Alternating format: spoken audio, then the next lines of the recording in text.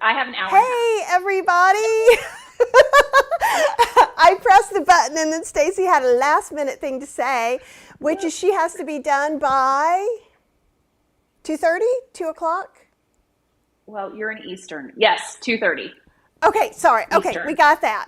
Usually we have that before, but we got excited and we were chatting. Yes. And she said, let's go. And I pushed the button just immediately, which I never do. She's like, what is this madness? So, hey, everybody. It's after bundle week. And you guys are like, it's weeks after bundle week. And yes, it is. But somehow it doesn't quite feel that way to me.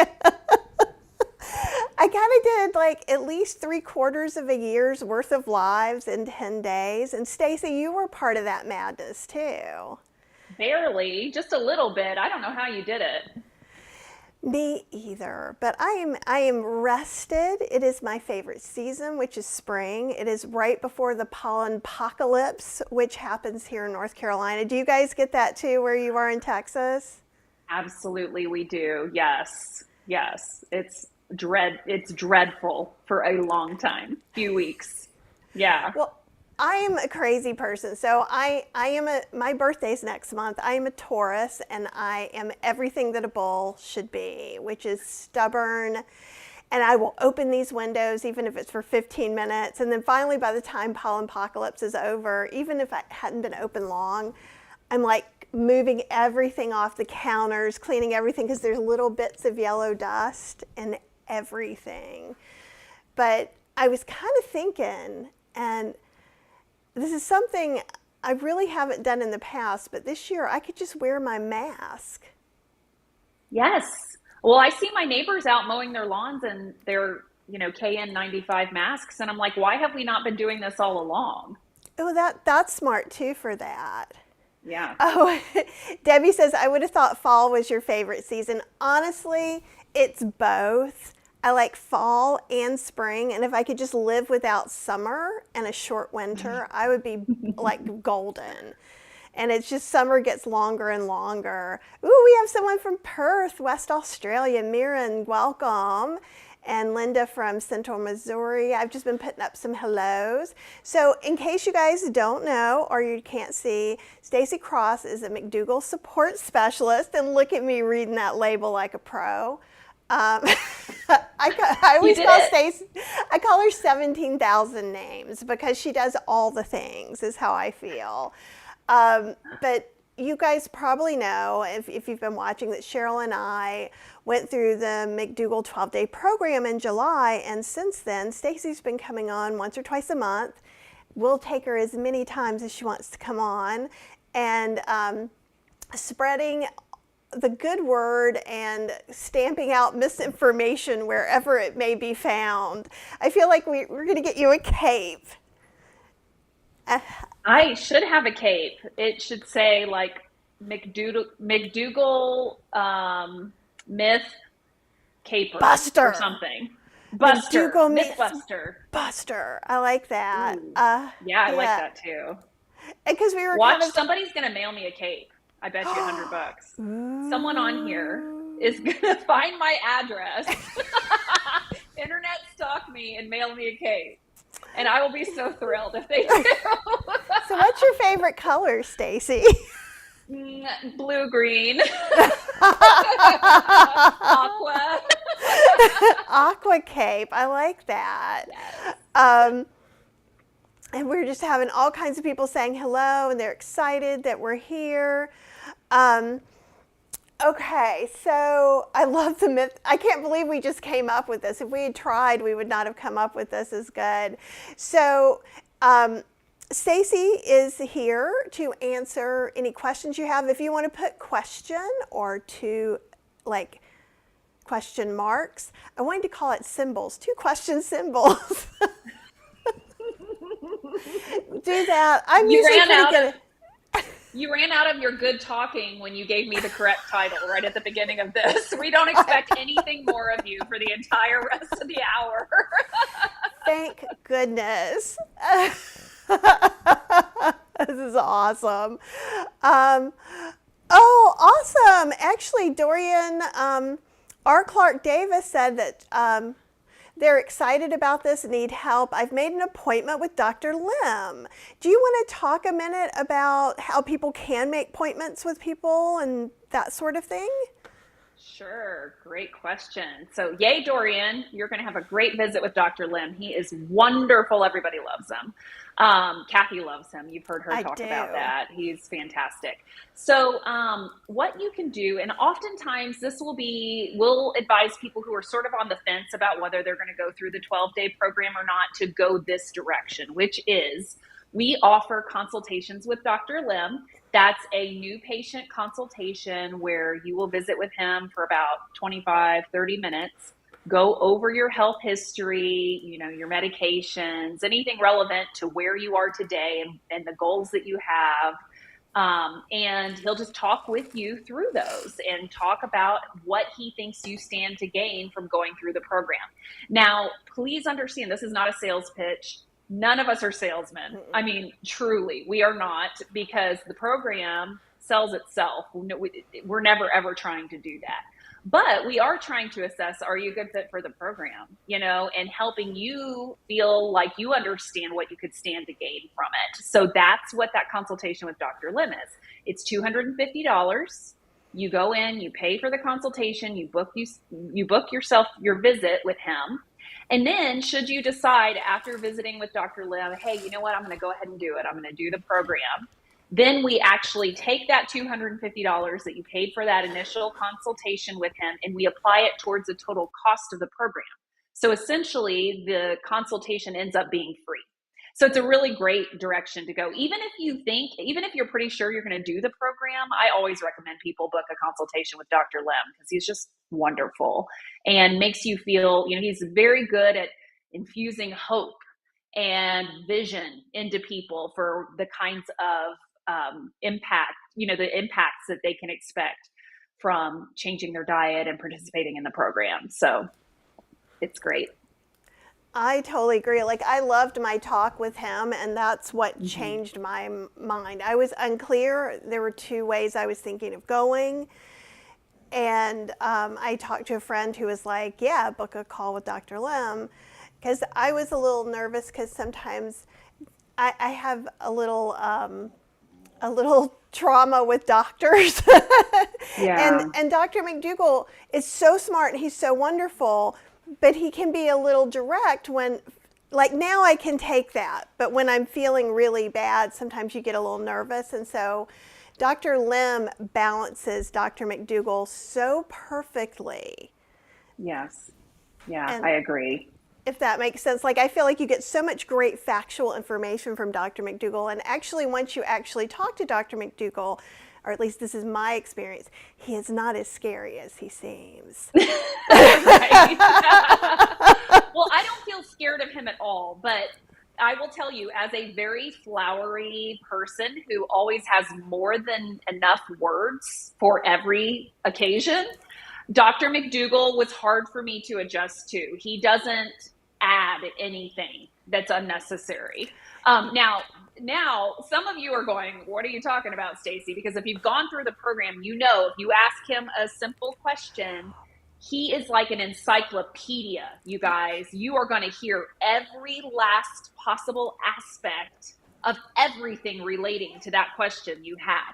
So in that way, he is like unbelievably verbose, okay?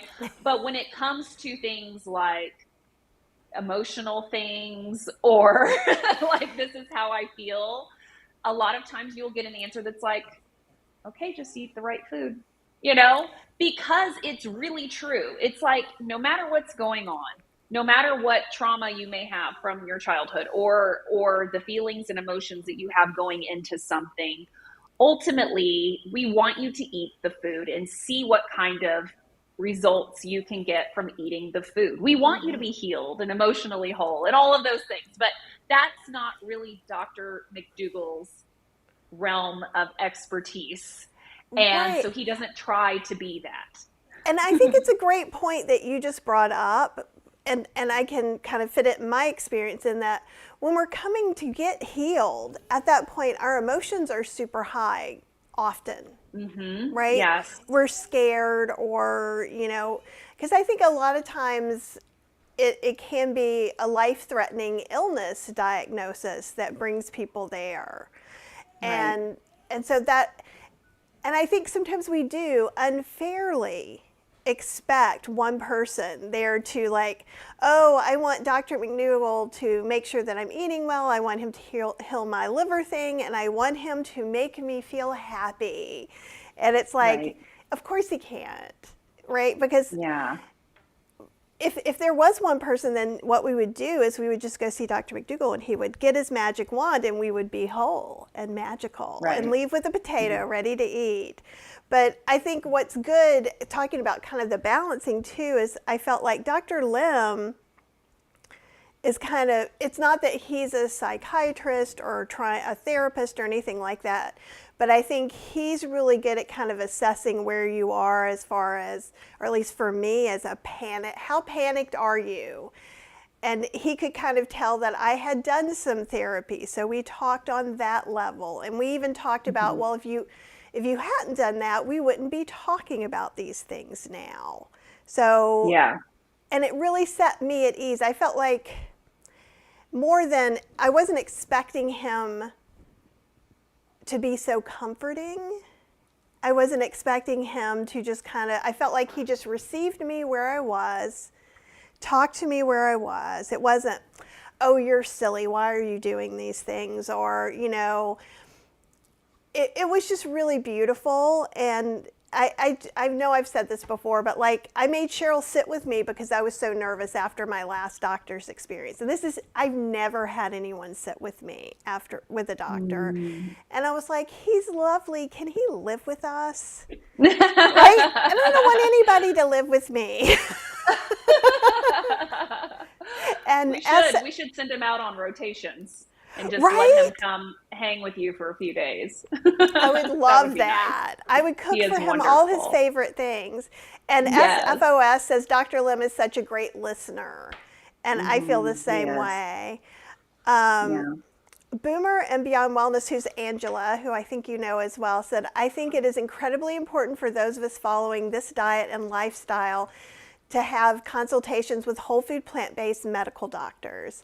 I met with Dr. Frank Sabatino last week to review my blood work. Great. That's wonderful. Yeah, I think that when you have the opportunity to do that, that's great. That's wonderful. One thing that Dr. McDougall says, and I have to say I agree, is you do not have to have a whole foods plant-based doctor in order for that doctor to serve you well. They don't necessarily need to follow this diet or this lifestyle to be able to diagnose and treat you for different things, like especially when it comes to, you get a cold or something like that. That the diet will help you, the diet helps your immune system, but ultimately the diet isn't going to keep us away from every single virus that comes our way, and it's not necessarily going to treat things that come up. So it's good to have a local doctor, a primary care physician, or a general practitioner, or whatever, a nurse practitioner, or whatever you have there, a local doctor that you can get into if you have something going on. It's still good to have hands put on you at times and have an actual physical exam. That's good. And really, Dr. McDougall emphasizes the importance of finding a doctor that sounds like they know what they're talking about, is studying and is continuing to stay in the research, and listens to you. We all know, Kathy, you were just talking about that. Like, we all know what it feels like to feel rushed or dismissed through a doctor's appointment. And that is absolutely, useless, because if a doctor's not listening to you, not willing to listen to your experience and believe your experience and treat you as a whole human, then you're not being served well. So that's really the main thing. Yes, it'd be great and ideal if they also believe in this lifestyle, but ultimately, you want them to be someone with a really good bedside manner, well-researched, current on the current stuff, and all of that. So I like that. And and I've said this before, but just in case some of you haven't heard it, is that after my bad doctor experience, Cheryl found us a really good doctor because I was just not able to. It kind of broke me a little bit, which is okay. It's okay. Things happen. And before that, I was the one who found all of our doctors. So now Cheryl's really good at it. So that's a bonus. And I'm actually seeing Dr. Bean on Wednesday for my normal labs and things like that. And I would just, not a medical professional, but as a person who uses medical professionals, it's really important to get your labs done. That's and when you're in the McDougall program, you do get your labs done and things like that. So this isn't speaking against that, but after that, you're still kind of responsible for your own labs. And we found that really helpful just to see in what we're doing. And for example, if maybe you don't have enough B12 or you're like me and you have goo gobs, too much of it. And so just little things like that, or iron, or just different things. And since I came to North Carolina, I've had my labs done about every 6 months, probably for almost 20 years. Wow. And most of the time, I have a underactive thyroid, so I have to have that sort of checked anyhow. But sometimes I found things like I didn't have enough iron one time, and that I felt horrible, but it was a really simple fix. So that's one of the things that I think it's really good to have someone where you are, or at least have someone remote where you're getting that kind of constant care. Mm-hmm. Yeah. Yeah. So, and TS says, I can't recommend the program enough, meaning the Dr. McDougall 12-day program, finishing up the March class. I've been trying it on my own for years, and the support's so helpful. That's great. That's really great. And congratulations. Yeah. So the March class just finished? Yes. So we graduated them out last Tuesday. And so now this week they're having, they're having their first weekly check-ins. So after the program ends, then starting the following week, they get weekly check-ins with their support specialist every week for 8 consecutive weeks. And then we move to monthly check-ins once a month for the rest of the year until their 1-year anniversary. So it's, the support continues. They've been on their own, out of the nest for 1 week. And so it's been really fun. I met with several of them today. It's just very fun to say, okay, how did it go? Your first week, out of the nest. How did you do? And they've all done really great so far. And then interestingly, this same week, I'm seeing all of my, my January patients for their last weekly check-in. So they're having their last weekly check-in this week, which happens to be the first weekly check-in for the March people. And so the January people are having that feeling of like, uh-oh, I'm about to take yet another step, which is moving to monthly check-ins, which can be a little bit overwhelming and intimidating. But there are a couple things. One, the beauty of the support specialist is you can also reach out by email anytime to us. So you're never, more than an email away if you need support between those check-ins, those Zoom, we do those check-ins over Zoom. So once you move from weeklies to monthlies, you can email in between those times anytime. But the other thing is you can always add check-ins. You can pay for a check-in subscription outside of the normal check-in frequency that you get with having done the program. You can add check-ins if you absolutely need to.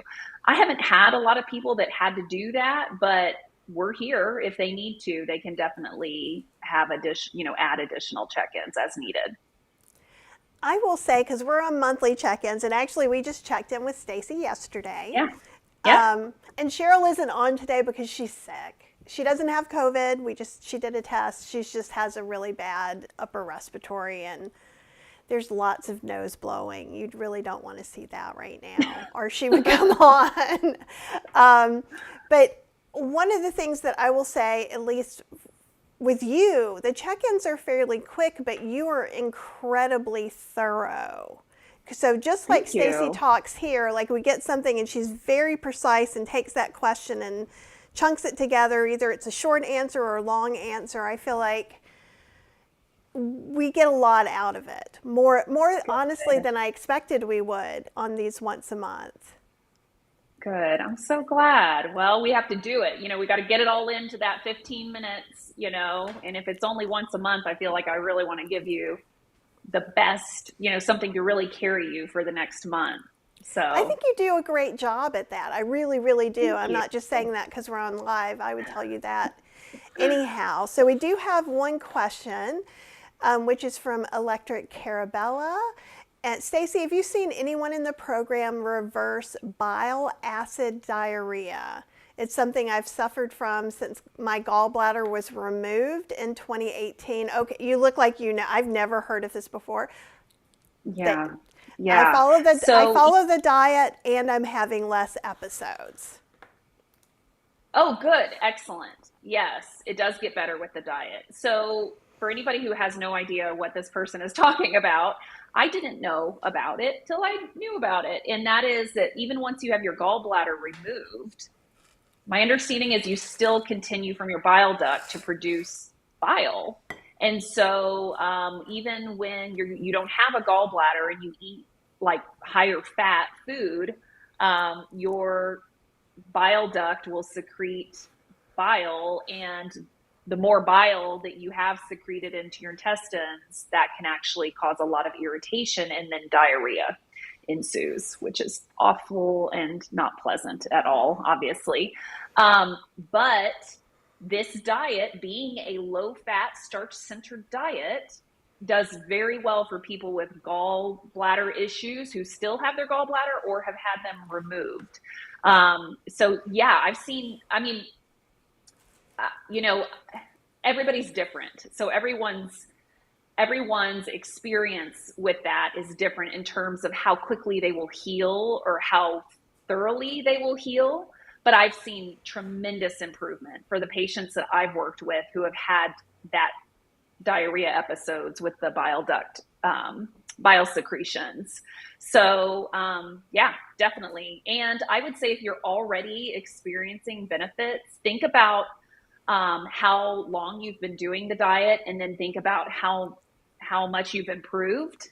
And you can expect about that same, I guess, track of improvement to continue. I tell people all the time, hey, when it comes to your body, you can improve for years. I've been eating this way, eating a starch-centered diet, McDougall-style diet for almost 7 years now, and I still continue to see improvements in my skin and my sleep, and the headaches are the big thing. I don't know if I've ever shared that here, but I used to suffer from chronic headaches. I had like 5 or 6 headache days a week.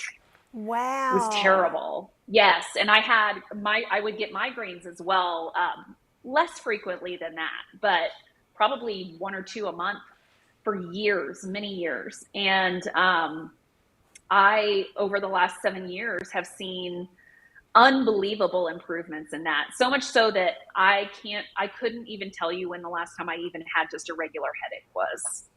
And I was a person who was taking headache medication almost every day of my life. So, your body just keeps on improving and keeps on healing, and the potential for healing is tremendous. Now, having said all of that, and this is really to that person who's having the bile diarrhea, but this is really for everybody who has any health issues that they hope will be addressed by the diet. Dr. McDougall and Dr. Lim often tell people when they come through the program, when you do the program and you adopt the diet and you follow it exactly as we tell you to, most of the improvement that you experience in your issue will happen within 4 months. 4 months. And that's you following it consistently for 4 months straight. Because the improvement and the healing, it happens very rapidly initially. Yes, you can continue to see improvement, but it slows way down after 4 months. So if we're looking for something like diabetes reversal, or reversal of inflammation, like in autoimmune illnesses, or not reversal of inflammation, but for the inflammation to subside, autoimmune illnesses, arthritic conditions, things like that, we'll usually see the bulk of the improvement taking place in that first 4 months. Oh, that's interesting. That's very Mm-hmm. interesting. SFOS said, I did the January 2024 12-day Mm-hmm. program and lost about 8% of my starting body weight. The program is great, and so is Stacy. And I Oh, wholeheartedly so are agree. you. I And know who Lisa, that is, and they are okay. lovely.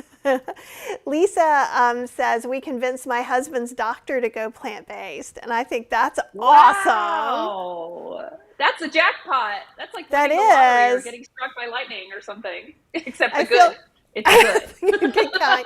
Well, I kind of feel like maybe Lisa's also a recipe creator and blogger. So I'm like, Lisa, maybe you Cool. need to create a service or a course about how we can do that. Or maybe we just have Yeah. you talk to our doctors. I could see that as a business left turn, Sure. right?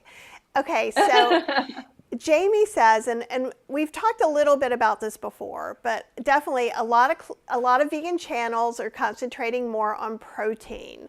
What do you say about that? And I think some of it I will say some of the things that I've heard too to kind of roll in there. I'm not sure who's saying, but someone is kind of saying when you get older, sometimes maybe you need more protein. I don't know where that's coming from, but I'm hearing it repeated to me that I heard a doctor say, and I really don't know who it was. I know that Joey from Vegan Dads has added stuff into what he's doing on top of McDougall. He's also now body, he's not necessarily bodybuilding as in to compete, but he is working with a trainer to actually build up his muscle. And I believe he is now doing significant more protein, and he's putting those protein recipes. He's also been very clear that he's doing that separate and it's not part of the McDougall program. I would like to just put that out there. And you probably know, Yes. and take it away. Yeah. This is a tough one because I'm going to borrow from Dr. McDougall here, which is we all by nature are programmed to want to survive. And for all of human history, basically up until now, up until the last few generations, the way that you survived was to get more of everything and to be very preoccupied with getting more food, richer food, anywhere you could find it, anytime you could find it. It is only in recent history that we, for the vast majority of us, certainly anyone who is watching this video, you are not at risk of starving to death. But that's a relatively recent development for human history, okay, for human beings. And so, unfortunately, the brain and our natural instincts have not caught up with the evolution of our modern culture around food, which is that we aren't at risk of extinction. We're not at risk of dying of starvation, most of us. And so your brain still wants to be preoccupied with thinking that you're not getting enough. The modern day manifestation of that preoccupation is that we're all so super duper worried we're not getting enough zinc, copper, selenium, and number one, and most importantly, protein. Why? Because protein is the one that all of society latched upon many decades ago and we haven't let go. I think it was the 1950s when all of the different industries started really pointing out how important protein is. Well, it's because it helps them sell more of their animal products. That's a big piece of it. But what the amount of protein that we actually need in a day is not that much, especially because most of us are not bodybuilders or construction workers or using tremendous amounts of physical, exerting physically every day, all day long. Okay. So you do not need to be worried about protein. You are getting enough protein. Protein is not anything that there's no one out there walking around, without enough protein. Dr. McDougall says this, and I absolutely love it. He says, your doctor assesses your protein level every single visit. If you walk in the door, you have enough protein. That's it. If you are able to walk into the doctor's office, you have enough protein. If you are actually at risk of protein deficiency, you can't even crawl across the floor, okay? Obviously, we would never want you to get to that state, but that doesn't happen, okay? It really doesn't. So you don't need to worry about it. Now, in the case of someone like Joey, who's trying to, it sounds like he's trying to do some like major muscle building. There are some bulking up. There are vegan content creators and nutritionists and things like that all over YouTube and all over the internet who specifically cater to people who are trying to do that. I want to say one quick thing, and Joey, if you're out there, like, love you, buddy. You're amazing. And this is in no way meant to be a dig on what you're doing. This is a reminder to all of us about one little concept that I don't want people to miss, which is when you are trying to bulk up and you're trying to lose weight, the things you need to do for those two things are counterproductive, okay? So when you're trying to build muscle, you need calories. When you're trying to lose weight, you need to take in fewer calories. So those two things are counterproductive. It's very difficult to do both at the same time. Joey would, if he were here, would probably say that's why I have a trainer, that's why I have a nutritionist, or whatever it is that he's doing. And that's great. That's fabulous. That's fantastic. But as you guys know, and even me being here today, when we get on the internet and we speak about something, you know, there are like 100 people that are going to automatically go and do that afternoon. And so I just want everybody to be very clear that those two things do not easily go together. And that if you're trying to lose weight from a health perspective, that should be your priority. Your weight is related to more health problems than the fact that you're not a bodybuilder, if that makes sense. I think that's really, really clear. And I think, good. And we were talking about this before we came on a little bit too, is that there are a lot of voices in the internet. It's so funny seeing you go down because I'm like, I'm going up. I forgot that I was doing that. I was just like going out and listening to what you were saying. I'm so sorry. I was just like a lot. Because I felt like I was moving. It was exciting. I'm sorry. Oh, don't be sorry. It was hilarious. You were on the elevator. I know. But we were kind of talking, you know, there's a lot of voices, and even sometimes the best meant things, and unless I start a conversation here, you know, a doctor might mention one study about a very small thing. So I'm not going to say any specifics so we don't start any specific arguments in the comments now. But it can cause us to doubt ourselves. I think the main thing is like, if it was said that, I don't know, blood oranges somehow are better than regular oranges, and it's a lie. I'm telling you a lie right now. But if there was a study that said it's got 1/17 of the vitamin C or something, that's also relative to this one thing, and it may not be relative to the amount of vitamin C I might need right then. And I'm using that as an example because that's all I can think of, not being like a nutritionist, scientist person. And I think it's wonderful with this age of information because I can go, and you can go, to Dr. McDougall's site and read through his entire program, and I link to that in the description. You just have to click the 3 dots. You can read through the whole free program. You can check his book out in the library. So it can be miraculous in that way. And I think it's really cool that so many studies are being done. But the thing is, as an example, my B12 was high. So what do you think I went and did? I read all over the internet. I read studies about B12 about somewhere in Norway on Norwegians. Did that help me at all? No. Did it make me nervous? Yes. Yes, it did. Right. Right? And so I had a tiny bit of information that I'm trying to search for something to put that in. And I think I'm like that anyhow. So with or without the internet, before the internet, I would check out like 20 books on a subject. So I'm that weird person. But don't let one tiny little thing throw off your whole really good plan, is all I would say. Would you do you have a better way to put that? Yeah. No, I think that's really good. The protein thing specifically, I see that people are asking questions about protein. Listen, Dr. McDougall did a whole protein mastermind. It's here on YouTube. Just search McDougall protein mastermind and you will have everything you need. I am not going to be able to speak to specific protein requirements or anything like that. I don't worry about it. With one thought in my brain, from the moment I wake up in the morning till the moment I go to sleep, I never think about it or worry about it. I'm a runner. I'm a real runner. I run hard every day.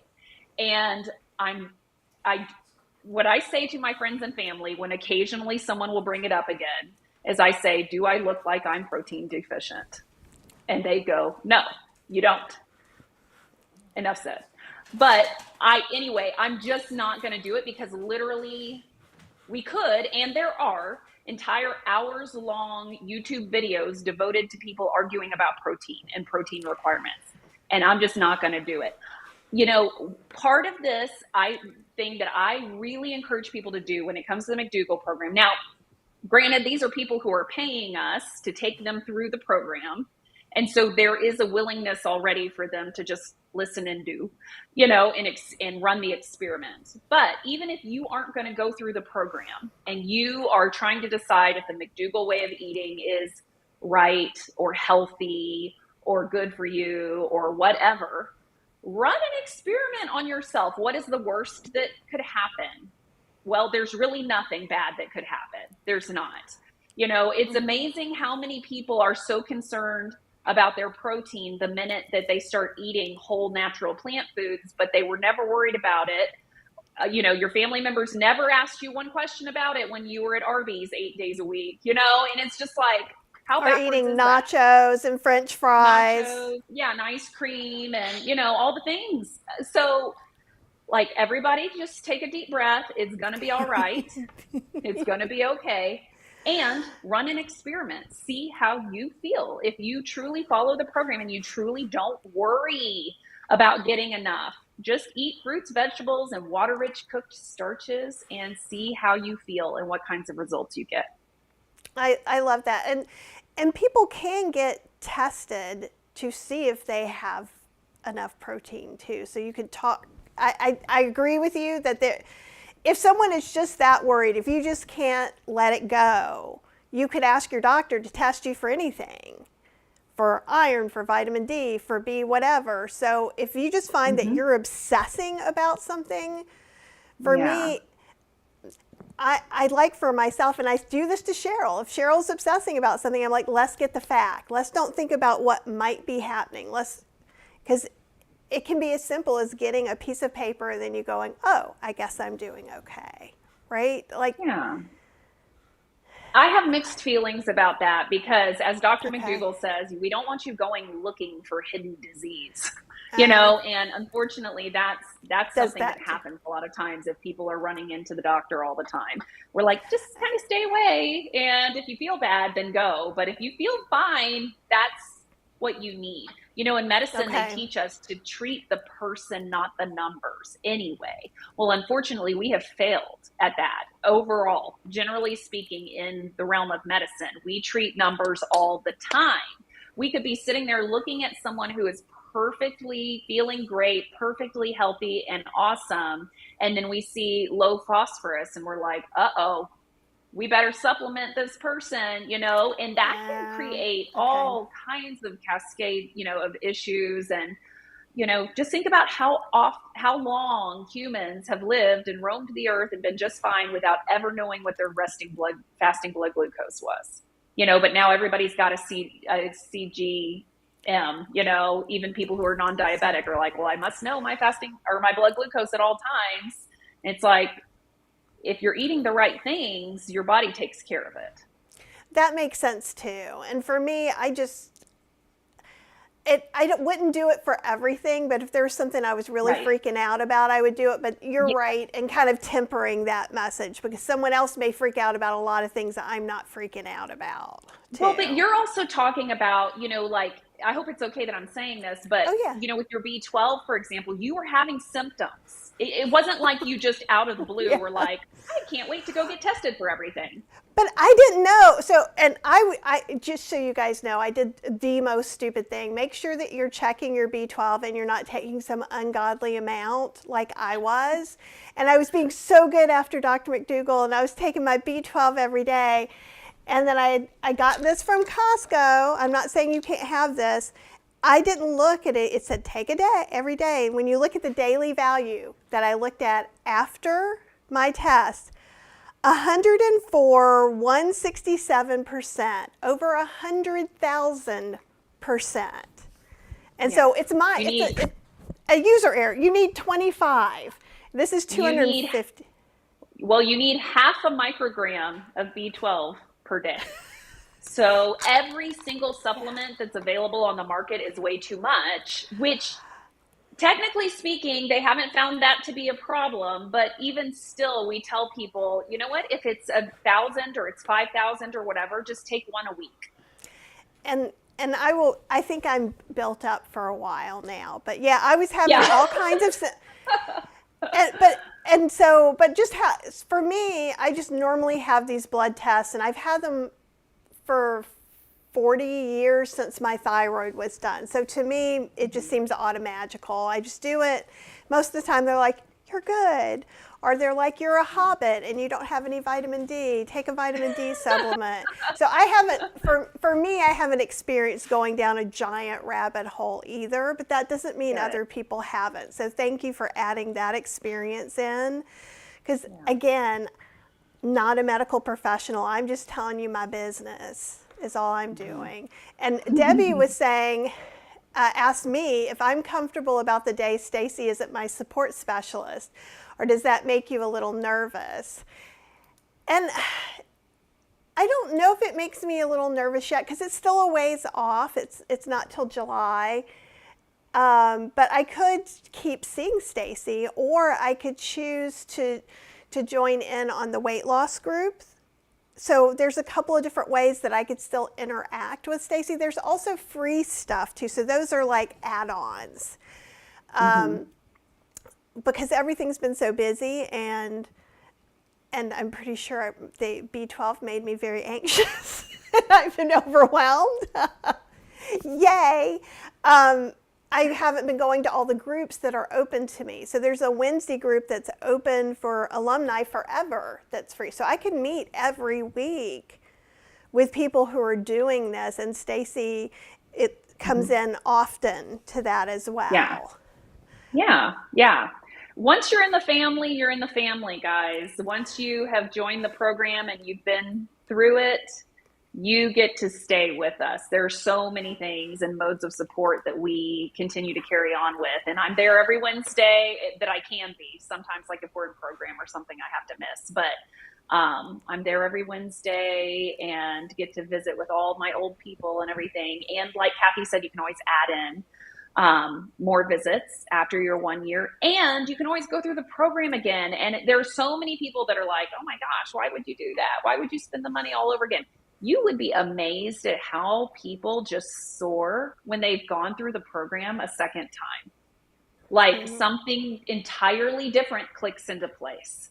And you know what? If people have the financial means to do it and they want to do it, and so be it. And we just get to see, how doing it a second time, maybe a couple years later for like a little bit of a tune-up, can really make a huge difference. That's interesting, because there were quite a few people that were taking it a second time when I was going through the program. TS is saying, I had my gallbladder removed years ago and noticed even if I would have a very small amount of avocado or food with too much fat, I would have the bile issue. It's much better now.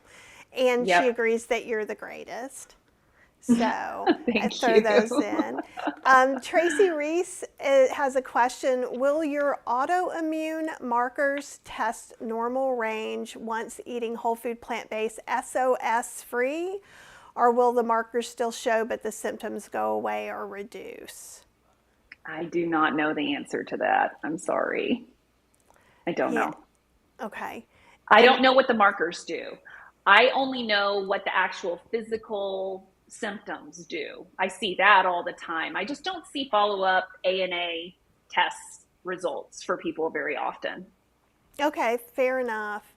Dr. Uh, Lim would know, though, if you want to reach out to him. He would know the answer to that. and I'm trying to let me Or go Dr. back. McDougall, too. I was trying to remember who is seeing Dr. Lim. Oh, that's FOS, I think. Uh-huh. I'm not sure who's seeing Dr. Lim. Yeah, and I'm seeing the thing about protein that you're saying, and I've heard it from dietitian Brenda Davis, and I believe Cheryl has watched some things from her as well. So, oh, here's a great question. Patricia says, generally speaking, what routine lab tests do you recommend? Or do you? Um, I don't have a recommendation on that. I personally just do like a CBC type of deal, thyroid. But that for me happens, every few years. Um, it all depends on if you have current health conditions, if you have, hereditary type conditions, or you're having symptoms, things like that. You do not need, generally speaking, there is no need for routine labs, okay, for the general person. So that's going to be entirely based on your own medical history, what your doctor's been doing so far, what you're trying to improve upon, those types of things. I know for our insurance, this is just like anecdotal. We do labs every year that include lipid panels and Yes. thyroid screening and that kind of stuff. And I like getting that I said every few years, but I just realized, no, that's every year that we do that. Aren't the years just like flying by? I just Yes, get they so confused. If do. I'm like, when was the last time I did that blood work? Oh, that's last year because we do it once a year for our insurance. Okay. So anyway, sorry guys, I got there. I just had to go all the way over here. So I do it yearly just for my insurance. And I like it because I am a numbers person. I'm a medical person. I'm a science person. And I like to observe over time what my patterns are and what's improving and what might need a little more attention, that kind of thing. But there's really not a reason that you have to have routine lab screenings. I for me as an anecdote as well, like it was very interesting. So as I've had health issues the past couple of years, I've had them quarterly.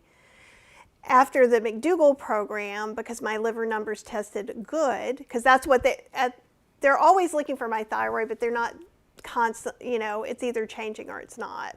For me personally, but then I went 6 months. So instead of me seeing her quarterly, then I'm seeing her now. It's the first time I'm seeing her since my follow-up after the McDougall program. So it seems like if there's a problem and they're following it, that's going to be much different. And also your office visits may change depending if they're following up on something particular. Is that pretty typical or is that just my experience? No, that's very typical. And oftentimes, like people who have, a major diagnosis, they'll need to have that blood work more frequently at first to make sure that things are improving with treatment. And then over time, it'll spread out. So yeah, that's very typical. That's great. TSS for Osteopenia. Am I saying that correctly? Is there Uh-huh. something Yep. oh, good. Woohoo. Is there something we Yay. need to add, like certain greens or just eat all the different plants and starches? My doctor said calcium pills, which I'm not taking. Yeah. This is a great question for Dr. McDougall. He's answered it a million times. So you might just look you know what? We have articles all over our website. So just go into our website and type in osteopenia, and you'll see what his advice is on that. But no, just eat a variety of plant foods, get good exercise, take good care of yourself. By eating the McDougall diet, you're automatically lowering your acid load of the foods that you're eating are very, very alkaline. And so that immediately helps protect your bones. So you're good. Nothing specific that you need to be eating on a regular basis. Just eating the regular McDougall diet will be wonderful for you. And I'm going to let you address, CJ Carter said, Dr. McDougall would likely say that higher protein is hard on the kidneys and ages the body considerably. And I think I've heard him say that, but I'd rather you address it. That's right. Yes. Yes. So having too much protein can be problematic. So the end of the thing I was saying earlier about Dr. McDougall saying everyone's very preoccupied with not getting enough of things. In modern society now, we are suffering from illnesses of excess, not from, insufficiencies or deficiencies. So in this case, you can definitely it's much harder on your kidneys when you eat a high protein diet. And so going out of your way to eat unnatural sources of protein, things like protein powders, protein bars, protein shakes, protein burgers, they make these plant burgers that they make out of like pea protein and other, highly processed, where they're basically just taking the protein and concentrating it heavily and then giving you a, 40 gram of protein burger. Yes, and just for everybody knowing, when you look at the labels, that's when you see something like pea protein isolate or soy protein isolate. That's when you know it's been chemically removed. Like that, I'm not saying everything else is okay, but if you see that, that is definitely a heavily processed extra product. That's right. That's exactly right. And even sometimes if it's just pea protein, it's still heavily processed and it's concentrated. And so isolate is usually the indicator that it's been like not mechanically and chemically processed. Whereas I believe, and y'all, I may be saying this wrong, but so forgive me if I don't get this exactly right. But I believe if it just says pea protein and it doesn't say isolate, that just means it's been physically processed. There's not necessarily a chemical process that occurred to isolate that protein. I think that is. Sorry if I got that wrong. Forgive me. I think it's correct. That's like, I don't know exactly either, but like, because I've seen people make, and I don't do this, and I'm going to ask anyhow, which is me kind of poking you, but I don't mean to. Okay. Is that I see that sometimes people who are actively trying to do protein, which we really aren't, but there are some people out there, and to me it seems better that if I make my own protein powder with grinding up hemp seeds and mung beans in my Vitamix and adding that in. So I'm not saying you should do it. I'm not saying I do it. But that seems better than going and grabbing a jar of powder that's been chemically and ground down and had things removed and stuff like that. So I do see, I think there's one protein powder, I've not looked through it, that is supposed to be a whole food, which to me means, without looking at it, that they've taken some stuff, they've ground it together, and now I can mix it into things. If someone, what do you think of that? Other than we don't need any extra. Like, what would you say if somebody was using that? Is that going to be harmful? Could be, potentially, Okay. yes. Because there's no little guy inside your body going, that is natural protein, and that is unnatural protein. Your insides are going, that's a lot of protein. Holy cow, we got to process this. This is going to be rough. That's what your body on the inside is doing. That's not to say, I agree with you, Kathy, that like in theory, if you're making it at home from whole natural foods, it should be a better source than something else. But at the end of the day, if you're smacking your kidneys with, 40 grams of protein in a sitting, that is very unnatural. Okay. So the way that I see it is, I see it more like, would this ever have been something that in all of human history I would have ever naturally eaten? No. Okay. That doesn't mean that it's bad. It just means it warrants further skeptical investigation, okay, over whether or not that's something I want to put into my body. But if you, like, first of all, hemp seeds would have been very difficult to find and procure. Yes. And you certainly wouldn't have had like half a cup of them. And then you definitely wouldn't have been able to find a grinder or a blender that, that chops it up at 1,000 reps per minute or whatever it is. And so, every step of that is making that food more and more divorced from its natural form in which we would have ever consumed it in the past.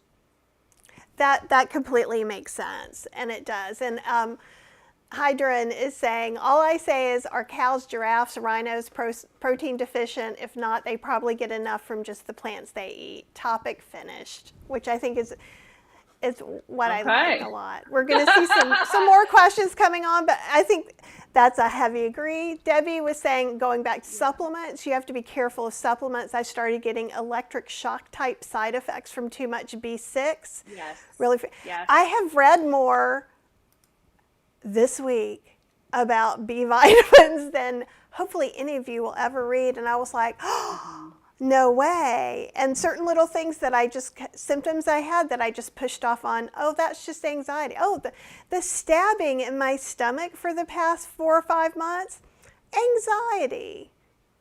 And I stopped taking it in 24 hours later. Wow. I agree. And I am seeing a little more on the side, like I was over supplemented with a doctor that I didn't really have, like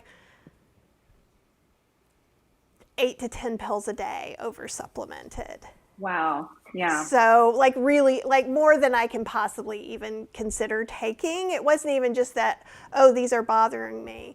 So I went from that to basically taking nothing to then my vitamin D tanking and me taking vitamin D. But so I don't over supplement a lot either. But I also was not giving it the reverence that it deserves.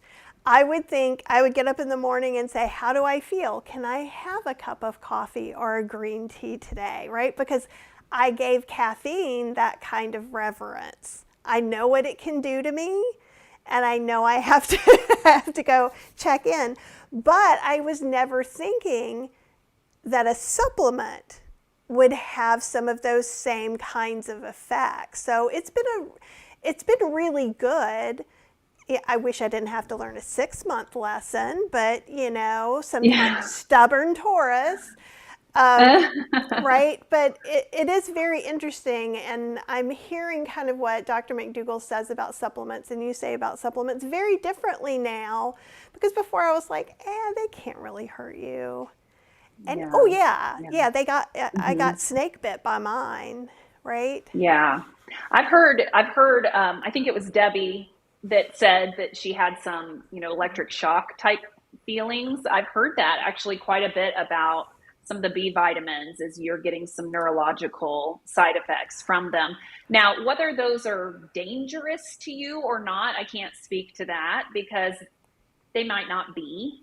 But nobody wants to walk around feeling anxious, Kathy, like that's no good. It's messing with your life and your well-being. Also, I just want to say one quick thing about your experience that you just shared.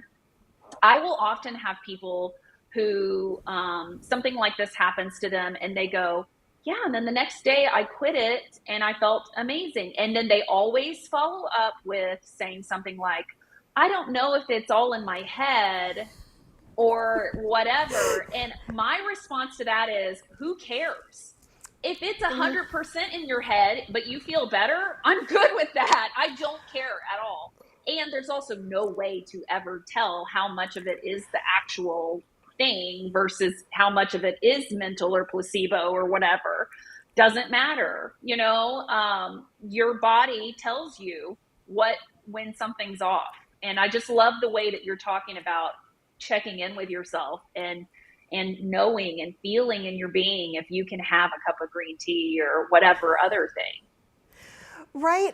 And the thing is you guys couldn't see because I just had Stacy on, but I was laughing because of course I second guessed myself. Like, I know I like to seem all snazzy and everything, but of course I was like, well, because like the day before it happened, like, because honestly, I went on a little anti-anxiety medication I've been on before because it was getting really, really bad. And I'm like, as Stacy knows, I'm like, I should be feeling better. My health is significantly better. I am exercising. Why am I feeling so? And physically, I was feeling pretty good, but it's been a lot of stress.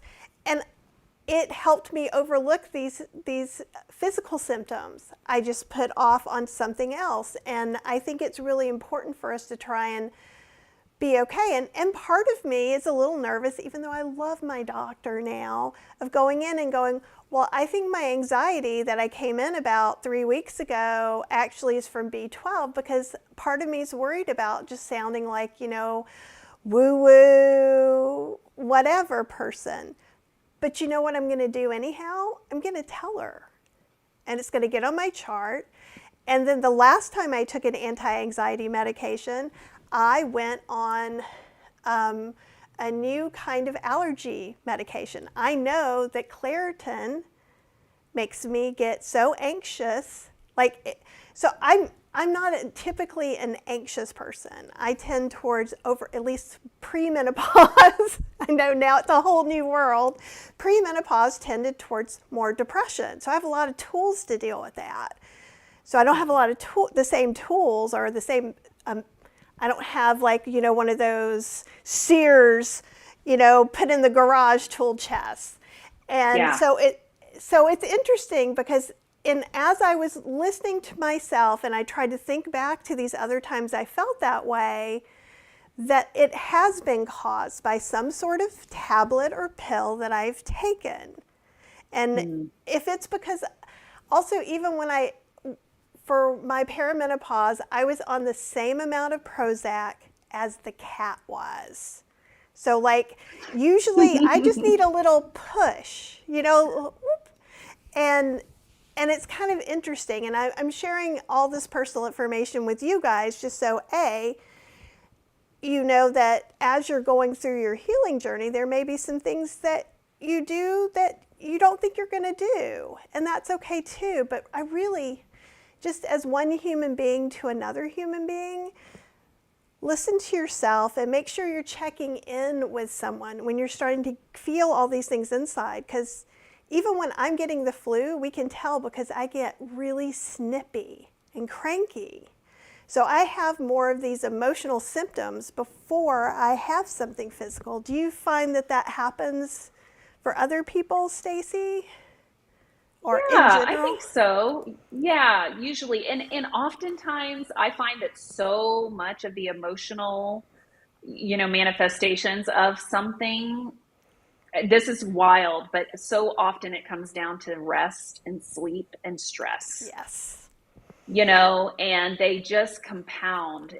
All of the issues compound upon one another. I mean, you have it, somebody will come to you and go, I get heart palpitations all the time. And, we put them on the diet and they're like, I'm still having heart palpitations. And it's like, okay, what's your sleep like? Bad. Okay. What's your, do you exercise, and do you do this and that and the other? And the story that comes out is I sleep poorly. So I wake up sluggish. So I drink a bunch of caffeine and I'm tired all day. So then I don't exercise. And so I just sit on the couch and play on my phone all night long. And then I can't get to sleep. And so then I sleep poorly and then and it's like, oh boy, look at that. It turns out you're a whole entire human being, head to toe. And that one thing does not happen in isolation. It all affects all the systems. And that oftentimes our emotions, people for many, many years, we've spoken of our emotions and our mental health as if it's this totally separate thing from gut health, cardiac health, fitness, physical fitness, and all of that. And nope, turns out it's all one thing. You are all one person, and each thing compounds the other. I love the way you just explained that. And it sits so well.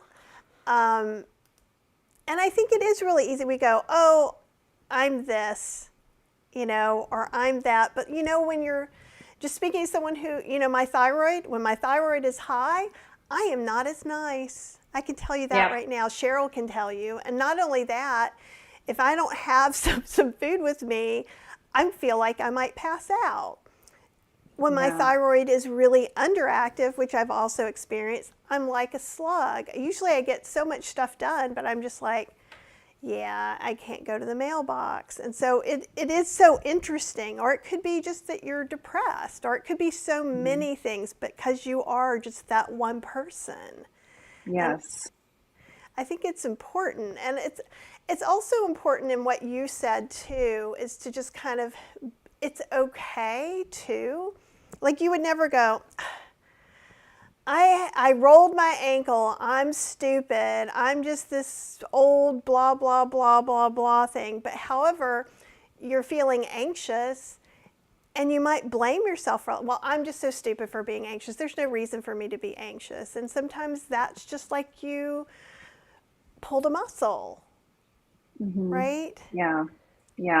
It's interesting. You guys all know that I'm in the middle of raising kids. So I have a lot of personal experience with making mistakes and making strides in child rearing. And, I read this thing one time where this person was equating like how we speak to ourselves to how we would speak to our children. It's like when your child makes a mistake, the old school way to handle that would be like you sit there, you think about our parents' generation and the generations before, like you get berated, you get the finger wagged at you. I remember being told like, you should be ashamed of yourself. Well, whoops, it turns out that shame is not a good motivator for people. And being berated only makes you more anxious and more upset and more frightened and more timid and unwilling to take risks and try new things and all of that. So it has the opposite effect. So when you make a mistake, whether you are on a weight loss journey or you're trying to reclaim your health and you're just trying to eat really cleanly, but that darn pleasure trap keeps showing up, the worst thing you can do, boys and girls, is berate yourself and talk down to yourself and talk ugly to yourself and be mean to yourself. That is only going to make it worse. That's only going to steal your confidence and your joy and all of that. You should be talking to yourself like you would tenderly be speaking to your child or a good friend of yours, knowing that we learn from our mistakes and we grow from them. They don't ruin us. We are not our mistakes. We're not a product of our mistakes. We're a product of our resilience in the face of our mistakes, how we bounce back, how we choose differently next time. So anyway, be kind, love yourself through your journey. That's beautiful. And that's so beautiful. I'm going to see if I can't make that into a short, if it'll let me. Oh. Because just make sure I don't look short in it.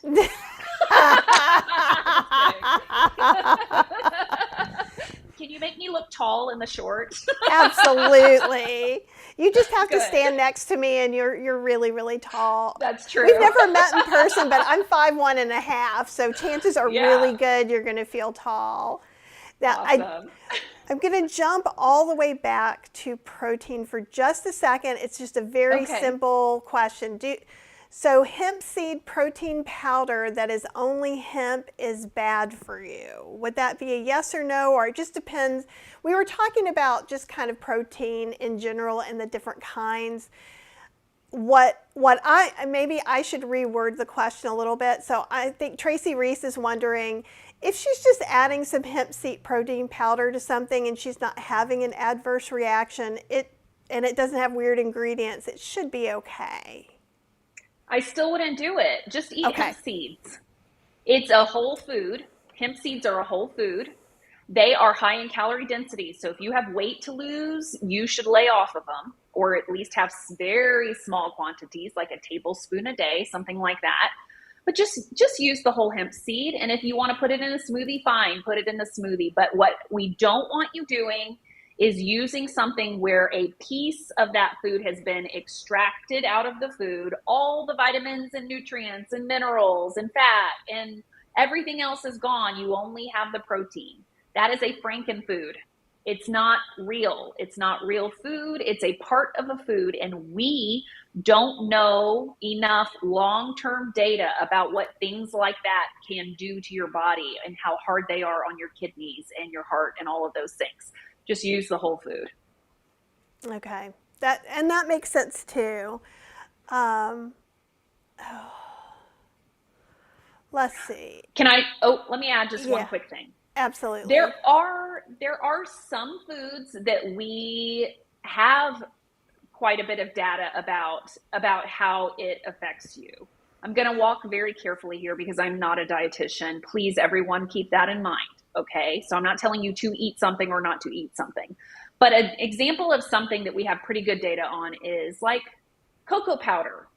We know that the cocoa powder has been used for a very, very, very long time, and there does not seem to be any detrimental health effects of using cocoa powder. We know that.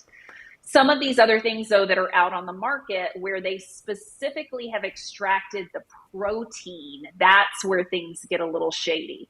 With cocoa powder, you're just defatting the cocoa bean.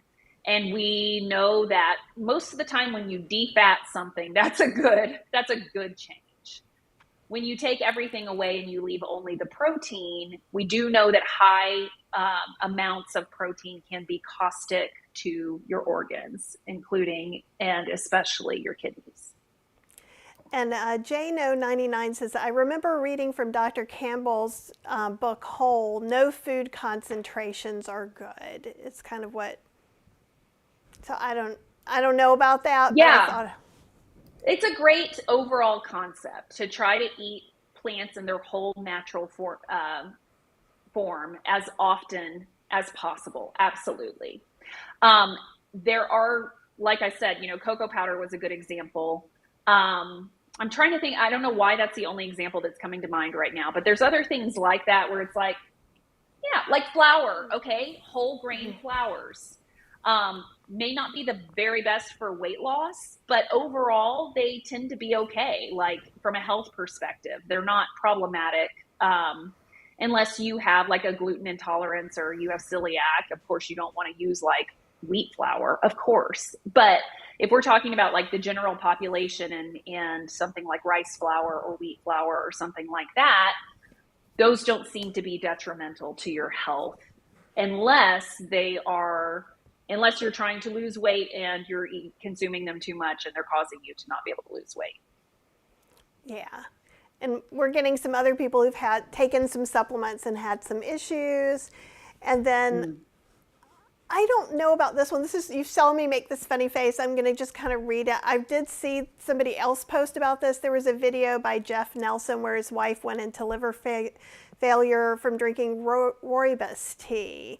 I looked at it. I don't know the whole facts behind that.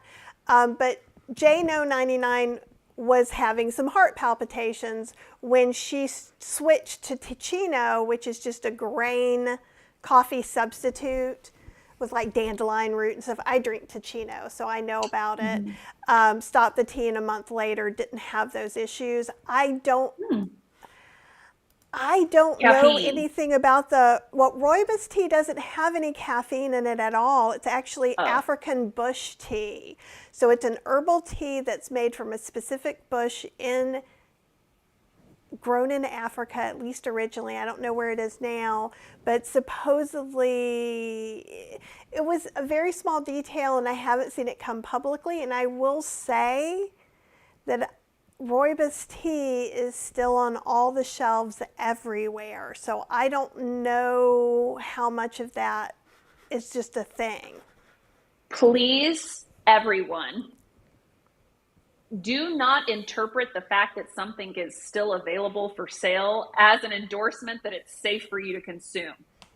So, Kathy, I hear you, but just because it's on the shelf does not mean that it's safe. So, I will share, this is just personally, I have a member of my family that passed away that I think, could have been affected by the unsafe consumption of an herbal product. Okay. So I don't know, if I can't prove it. I just think that it might have been a contributing factor to this person's ultimate demise. So, yeah, supplements, medications, protein, or any kind of nutritional supplement, those types of things, we treat them like they're available, so they must be safe. And that's just not the case.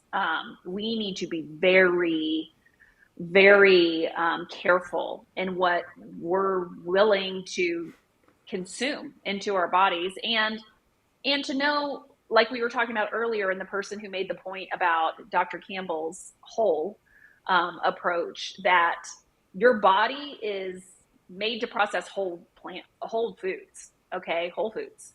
And all of these things that are relatively new to the market, these concentrations and protein powders and, fat bombs and like all these other things that are out there for all the various different diets, they're new to your body too. Your body just has never in human history had to process things like that. So it's a challenge. No, that makes sense. I just don't know about that one particular thing, because I know that some things are like, let's say you can get milk thistle tea, which I happen to know about because milk thistle by my old doctor was like, you should take the supplement, because so to me, I have a qualm about, oh, I can drink as much of this tea, but I have to limit it on this. So I think in those cases, it can be really confusing too.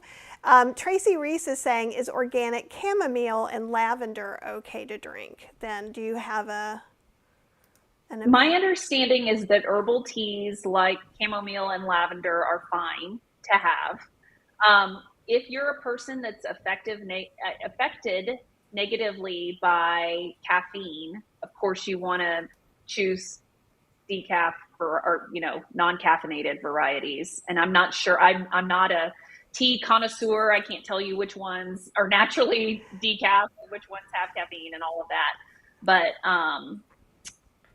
you know what, Kathy? I just feel like these questions about herbal teas and the supplements and things like that, those are honestly best left to Dr. McDougall. So if you guys have, I just don't want to steer anybody the wrong direction. And I can see a couple of the questions that are coming in, and I'm like, that is a medical question. I do not want us in the comments specifically. I don't want people advising one another. Sorry, I'm not trying to be a teacher, but I'm a registered nurse, so I feel compelled to say that in the comments section on these types of things, no one should be giving each other medical advice on supplements and those types of things. Love you all, but I don't want anyone to be steered in a direction that could be potentially harmful for them. Right. No, and I agree with that too, because things can be so individual about things like that. And so someone else was saying too, they're drinking decaf coffee, and one anti-venom says the sleep struggle is real for me since the time change, only decaf coffee and I do exercise. We are talking fall asleep on the phone, tired during points of the day, then can't sleep after midnight. And one thing I just wanted to mention is decaf has caffeine in it. And I'm not saying that people should or should not have caffeine. I know that when I'm anxious, I can have very little. Like, so during the pandemic, there was a time I had 0 caffeine. I didn't drink decaf either. I drank, Ticino is one that I like because I can get it in fancy fun flavors, which is just my sort of thing. So I can get like butterscotch Ticino and make a cold brew and have my same kind of, cold foam coffee, whatever. So I can still have that treat, but it has no caffeine in it. So I would, just from my experience, if you're having trouble sleeping, it sucks It really Hmm. sucks the first couple of weeks, even if you're not. I only have like one caffeine unit. So, like, this is almost half ice. And what's in there is that's the amount of green tea that I have in there, really.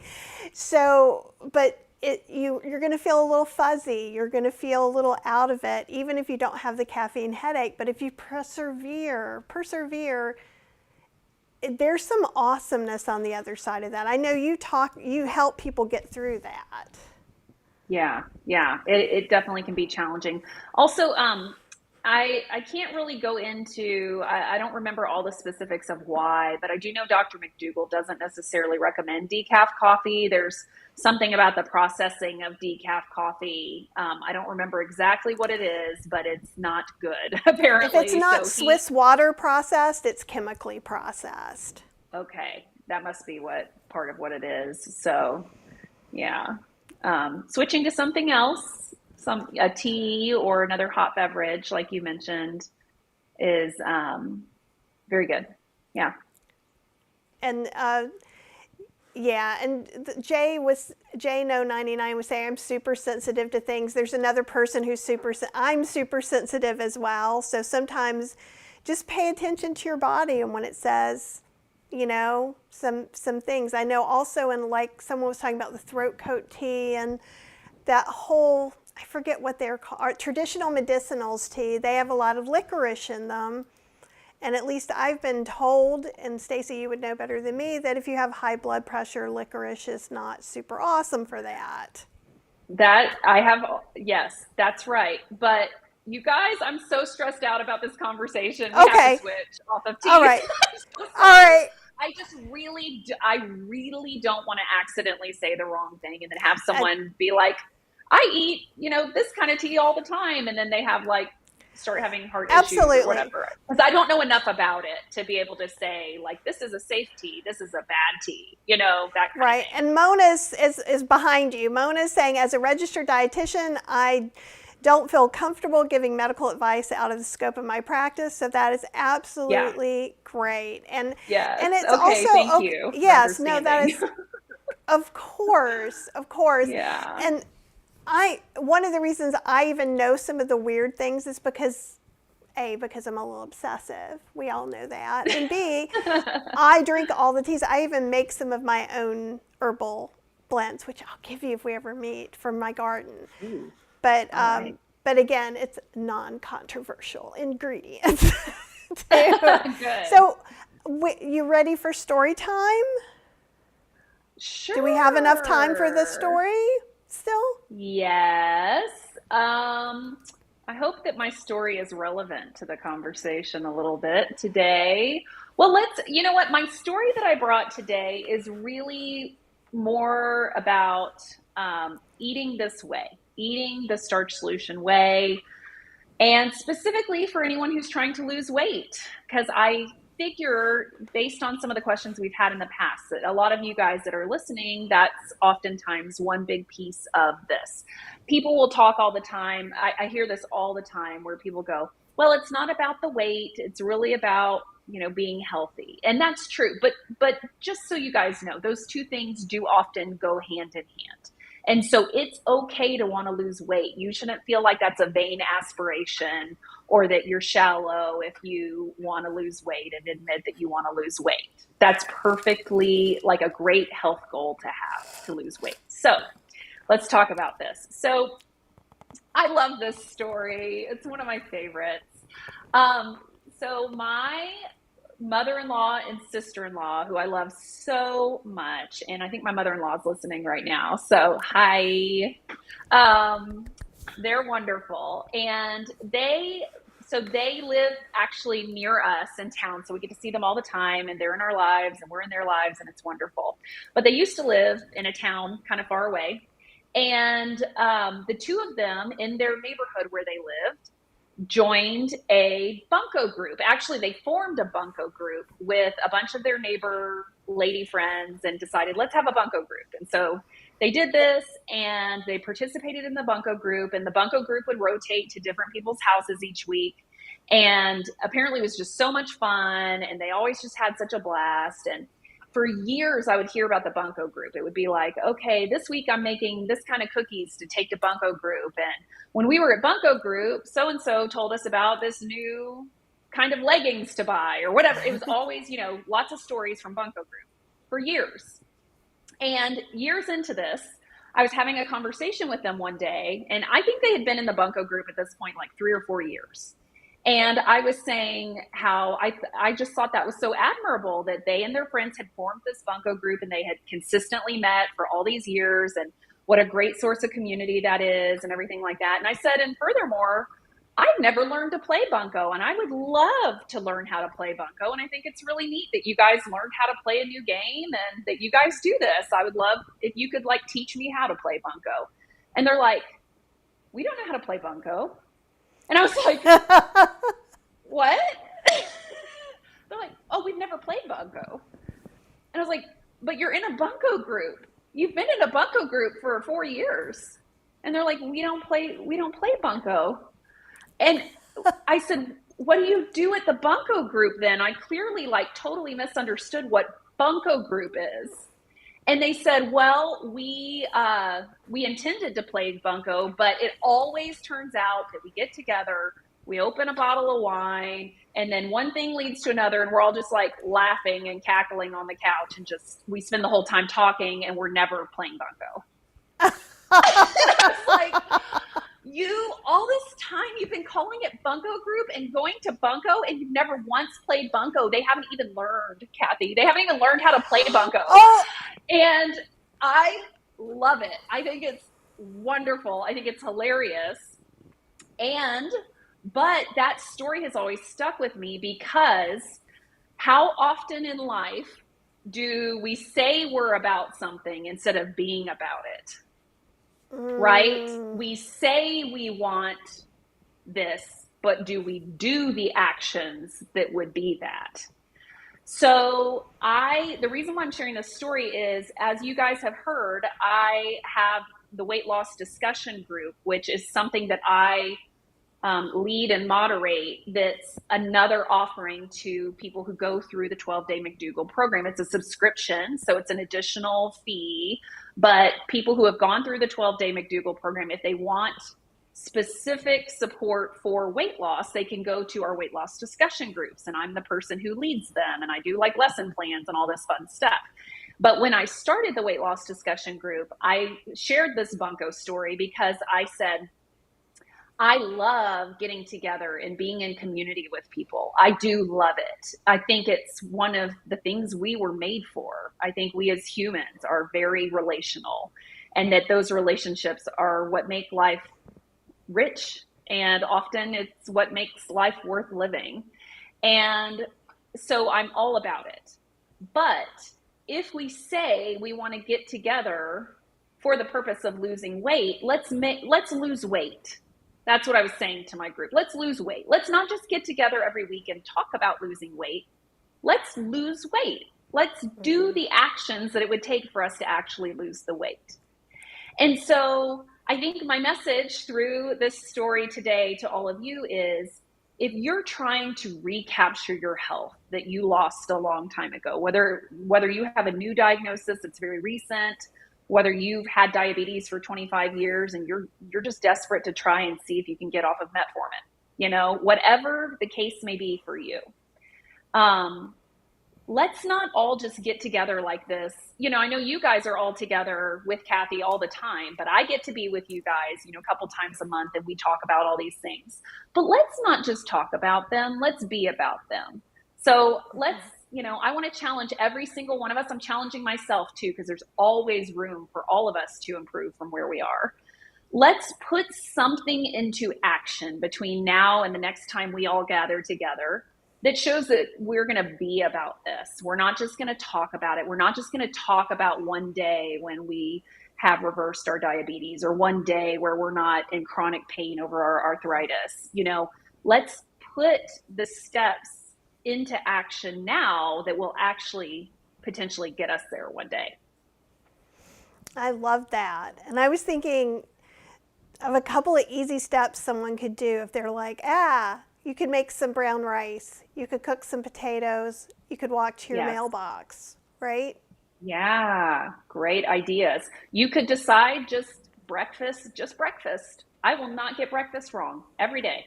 I may still flounder at lunchtime and at dinner, but I'm picking this breakfast or one, two, or three different breakfasts that I'll do on rotation, but I'll always get breakfast right because I want to start the day out right with the intention that I have to make better health choices. Oh, I like that too. And yours feels so cozy and comfortable because I think even if someone's coming from a standard American diet, a healthy starch-based breakfast is really easy. Yeah. Yes. And It so, it is, oh, but the consistency, it's hard to be consistent if it's not it hasn't been your past. But then if you can be consistent, eventually that consistency translates into habit, and habits are easy. Habits are easy. We all know that because anytime we try to break a habit, it's like, oh shoot, this is really hard because yeah, we like our habits. So that's that's the very goal. true. Yeah.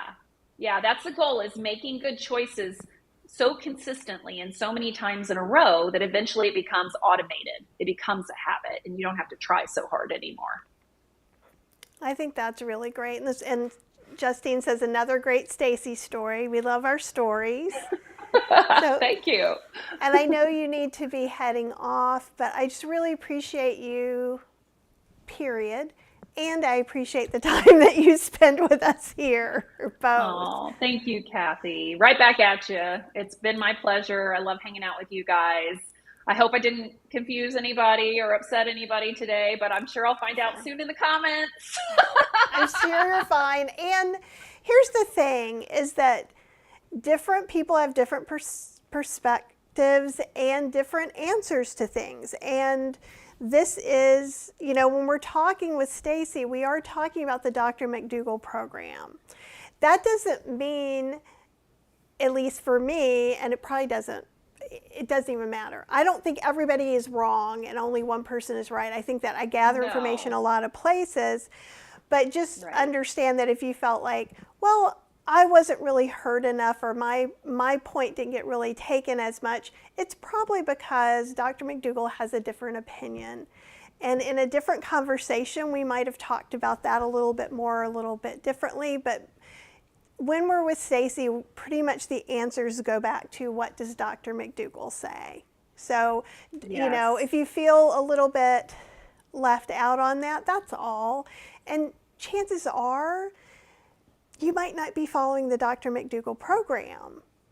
If you're saying some of these other things too, you might be following Dr. Greger or Dr. Bernard or somebody else. So you probably still have a source that you can go to get your best answer if it's not Dr. McDougall. Yeah. So, Very well said, Kathy. And I just want to say, just echo what you just said, which is I represent the McDougall program. And so when you ask me a question, my goal is to answer it correctly from the perspective of Dr. McDougall's vast knowledge and years of treating patients and the incredible research that he's done, the incredible work that he's done. He is a pioneer. He's a legend. He's a living legend. And just like with anything in life, we can agree to disagree, and that's perfectly fine. If you didn't love every single thing I said, I'm sorry. don't be sorry. Take the Here's the good and thing. throw the rest away. And And just if you, know that I care so much about you guys. And when I say, things like I'm not going to be able to keep talking about this, it's because out of a desire to protect you from my naivety on certain subjects. I don't ever want to step out of my scope of practice and step out of line and say anything that's going to put anyone in harm's way. So please don't ever feel dismissed if I ever say I can't really cover that right now. oh, absolutely. And I don't think anyone did. And I'm just thinking, Good. different people are doing different things, and some people pick and choose from different doctors. So they may do part of what Dr. McDougall says and part of what another doctor says. And Sure. free will. Everybody gets to do whatever they That's want to right. do. And it's Yep. okay. it's more than okay that you tell us your opinion and your facts, and going back and referencing Dr. McDougall, because that gives us a really good solid place to start thinking. So thank you so much for My putting so pleasure. much hard work into sometimes answering some of these questions too. My delight. I enjoy it very much. Thank you for having me here, Kathy. Always. Okay, guys, we're going to go so Stacy can actually live her best life, as I hope you are doing today too. I am probably going to take the dog for a walk. I said the word out loud, so there's no turning back now. So he's going to be right up by me. So you guys have an amazing, amazing rest of your day and week, and I will talk to you guys very, very soon. Okay? Bye, everybody.